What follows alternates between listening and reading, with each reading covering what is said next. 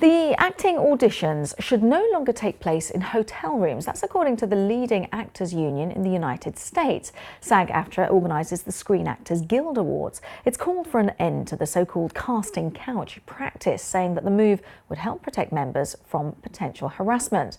The announcement comes after widespread sexual harassment allegations against high-profile Hollywood figures. Well, SAG-AFTRA's National Executive Director David White joins us from Los Angeles. Thank you very much for your time. Just how commonplace and why are these auditions? Why have they been held in such informal situations?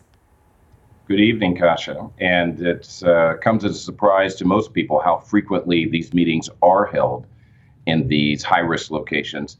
But during festivals and things of that nature, networking events, people claim that they don't have any other place to meet. And so it's much more common than people realize. Is that a legitimate claim?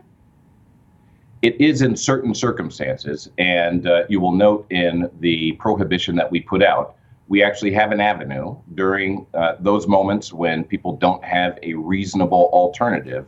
We allow for it, but you have to bring a support peer so that it's not done in the shadows where misconduct and assaults happen. Now, casting couches, it's a term that has been used for many, many years. Is this something that you wanted to change for a while, or is this something that you're now focusing on, following on from the Harvey Weinstein allegations? The casting couch is an age-old problem, although what we are addressing goes beyond that. And we absolutely see this as an opportunity now that there is such a high-profile view on the problem of sexual assault and even worse, rape and harassment. We are seizing the opportunity to address some of these age-old issues. David, why do you think it's taken such a huge scandal to bring this to light finally? Courageous voices is the honest answer. People, as a result of the light that was brought to the issue, both by Harvey Weinstein scandal and other scandals, people are raising their voice. They are being more courageous about their stories. And that provides an opportunity for those of us who are committed to making the workplace more safe to take these types of actions. So we are all committed to making these changes. Who's the most at risk? Who's the most vulnerable for these kind of auditions, these casting couches? Well, the vulnerability is unfortunately spread around, but young people, in particular young men and young women, those are the most vulnerable. They come into the industry without knowing what the rules are, without having a lot of experience dealing with these strong personalities. So the risk is everywhere, but in particularly for our young performers.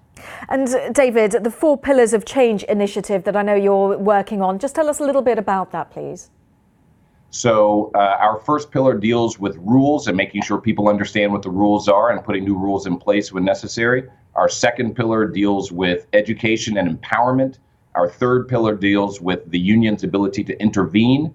And our fourth pillar deals with working in partnership with other industry stakeholders. So together it forms a comprehensive approach to addressing the issue of harassment in the industry. And is this an issue, just finally, that is more prominent in the United States, or is this global?